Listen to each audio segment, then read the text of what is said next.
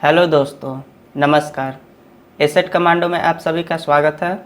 दोस्तों आज हम लोग माइंडट्री के क्वार्टर 1 के रिजल्ट को कवर करने वाले हैं। तो हम लोग दोस्तों रिजल्ट के साथ साथ इसका बैलेंस शीट देखेंगे और लास्ट में हम लोग टेक्निकल एनालिसिस देख लेंगे कि क्या इस शेयर में अभी बाय करना चाहिए पोजिशनल ट्रेड या लॉन्ग टर्म के लिए। तो लॉन्ग टर्म के लिए तो दोस्तों हम लोग बैलेंस शीट देखेंगे और पोजिशनल के लिए हम लोग थोड़ा सा टेक्निकल एनालिसिस देख लेंगे कि क्या हम लोग इसमें पोजीशन बना सकते हैं अथवा नहीं। तो आप लोग वीडियो को पूरा ध्यान से देखिएगा। तो चलिए दोस्तों हम लोग वीडियो को स्टार्ट करते हैं।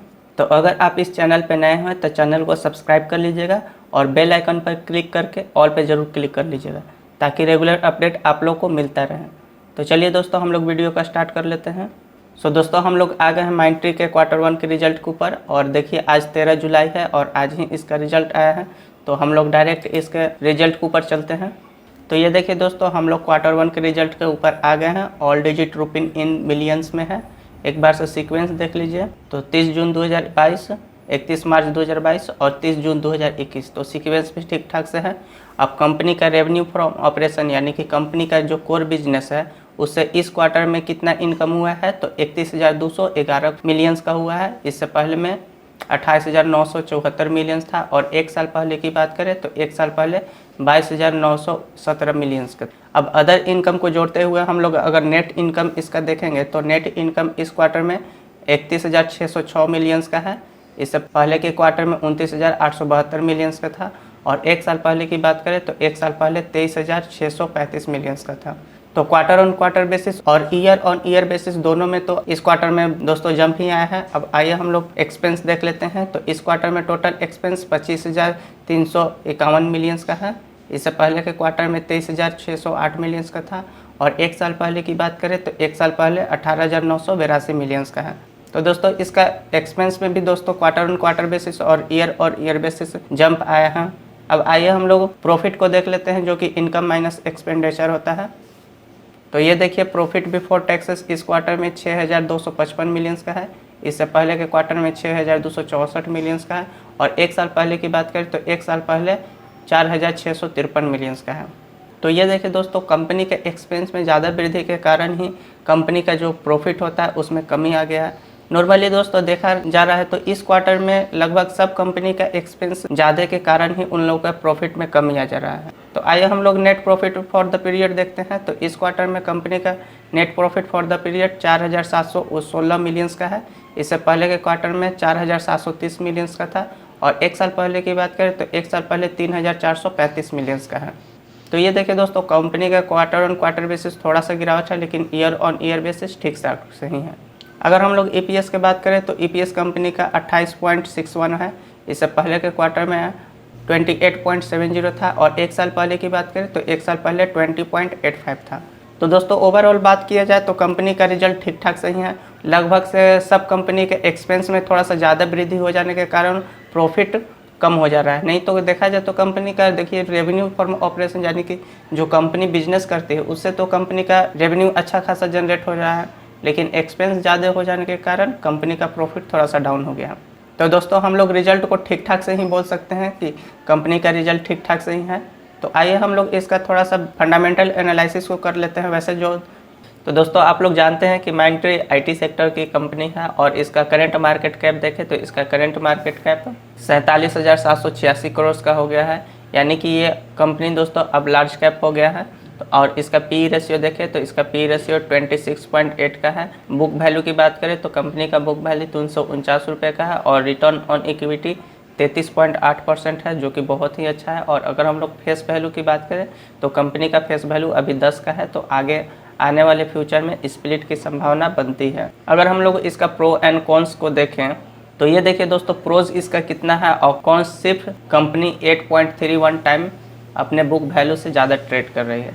लेकिन प्रोज देखिए दोस्तों कंपनी ऑलमोस्ट डेट फ्री है, गुड क्वार्टर रिटर्न एक्सपेक्ट करती है और इसका CAGR 5 साल में 31.61% का है। रिटर्न ऑन इक्विटी 3 साल में 28.61% का है और ये हेल्दी डिविडेंड भी पे आउट रखती है। और कंपनी का सेल्स ग्रोथ भी 10 साल में लगभग 17.5% है। दोस्तों इसका कंपनी का तो प्रोस बहुत सारे हैं। अब आइए हम लोग इसका प्री कंपेरिजन थोड़ा सा देख लेते हैं। तो ये देखिए दोस्तों आईटी सॉफ्टवेयर सेक्टर में नंबर 1 नो डाउट TCS आती है और अभी माइंट्री 7वें स्थान पे इसका शो कर रहा है। अब मिड कैप से लार्ज कैप बनी है तो थोड़ा सा तो दोस्तों इसका अथी है। आइए हम लोग इसका प्रॉफिट एंड लॉस को देख लेते हैं, जो कि हम लोग के लिए बहुत ही आवश्यक है। तो दोस्तों हम लोग के पास 2011 से लेकर अब तक का डाटा अवेलेबल है। तो 2011 में कंपनी का सेल्स 1509 करोड़ का था, जो कि अभी करंट में 11,355 करोड़ का हो गया है। अगर वहीं हम लोग प्रॉफिट की बात करें तो कंपनी का नेट प्रॉफिट 2011 में 102 करोड़ का था, जो कि अभी करंट में 1781 करोड़ का हो गया है। तो दोस्तों ये कंपनी देखिए कंसिस्टेंसी से अपना ग्रोथ कर रहा है, तो इसमें नो डाउट कि कोई कमी या खराबी है। और अगर हम लोग इसका compounded sales and profit growth देखें तो ये देखिए 10 साल में कंपनी का कंपाउंडेड सेल्स ग्रोथ 19% का है, 5 साल में 15%, 3 साल में 14% और फाइनेंशियल ईयर 2022 में 36% का है। वहीं कंपनी के कंपाउंडेड प्रॉफिट ग्रोथ की बात करें तो 10 साल में 23%, 5 साल में 32%, 3 साल में 30% और फाइनेंशियल ईयर 2022 में 44% का है। अब देख लीजिए हम लोग स्टॉक का CAGR देखते हैं तो 10 साल में 33%, 5 साल में 41%, 3 साल में 57% और 1 साल में 16%। तो दोस्तों CAGR तो एकदम सॉलिड इसका है। तो दोस्तों मेरे ख्याल से नहीं लगता है कि कुछ इसमें कमी है। और अगर आप लोग रिजर्व्स एंड बोरोइंग देखिएगा तो रिजर्व देखिए जून 2022 यानी कि इस क्वार्टर तक 5,589 करोड़ का है, और वहीं हम लोग बोरोइंग देखें तो मात्र 580 करोड़ का है, यानी कि बोरोइंग के कंपेरिजन में रिजर्व्स लगभग 10 गुना है। तो दोस्तों इसको तो हम लोग डेट फ्री ही कह सकते हैं, क्योंकि रिजर्व्स ही ऑलरेडी इतना है कि बोरोइंग का तो कोई सवाल ही नहीं उठ रहा है। आइए हम लोग थोड़ा सा इसका शेयर होल्डिंग पैटर्न को देख लेते हैं। तो ये देखिए जून 2022 तक कंपनी के प्रमोटर के पास लगभग 61% है। वहीं हम लोग FII की बात करें तो लगभग 11.5%, DII भी इसमें 12% है और पब्लिक की बात करें तो पब्लिक भी लगभग इसमें 15.25% है। तो शेयर होल्डिंग पैटर्न भी ठीक ठाक से है। तो अगर दोस्तों आप लोग लॉन्ग टर्म के लिए सोच रहे हैं तो नो डाउट ये कंपनी बहुत ही सॉलिड है, आप लोग इस कंपनी के साथ जा सकते हैं। जो लोग इस कंपनी में पहले से हैं वो तो अच्छे खासे पैसे बना चुके हैं।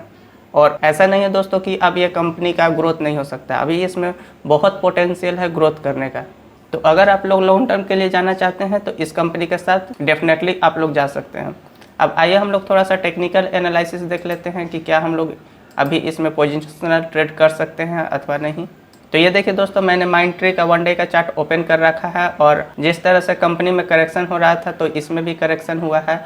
और आप लोग यहाँ देखिएगा तो लगभग मई 2022 से लेकर अभी ये कंपनी यहाँ कंसोलिडेशन में ही है। तो अगर आप लोग चाहें तो यहाँ पर पोजिशनल के लिए जा सकते हैं, क्योंकि देखिए RSI भी अब अपना 40 के सपोर्ट लेकर ऊपर की ओर ही जा रहा है। तो अगर आप लोग चाहें दोस्तों तो इसको पोजिशनल के लिए जा सकते हैं। जैसे ही ये इस लाइन को जैसे ही क्रॉस करता है आप लोग यहाँ से ट्रेड ले सकते हैं। और यहाँ इसका फर्स्ट टारगेट आपको यहाँ पर होगा लगभग 3800 का इसका टारगेट होगा। और SL अगर रखिएगा तो SL कुछ यहाँ पर आप लोग SL या इसी यहाँ पर SL आप लोग का अच्छा रहेगा। तो आप लोग दोस्तों चाहें तो इसमें पोजिशनल ट्रेड ले सकते हैं। और लॉन्ग टर्म के लिए जाना चाहिए तो बेशक नो डाउट आप लोग लॉन्ग टर्म के लिए इसको आराम से कंटिन्यू कर सकते हैं। तो दोस्तों वीडियो को यहीं पर क्लोज करते हैं। आशा करते हैं कि आप लोग को ये वीडियो अच्छा लगा होगा। अगर आप लोग को वीडियो अच्छा लगा होगा तो डेफिनेटली वीडियो को लाइक कीजिएगा और अपने दोस्तों के पास शेयर कीजिएगा। मिलते हैं अगले वीडियो में, तब तक के लिए धन्यवाद।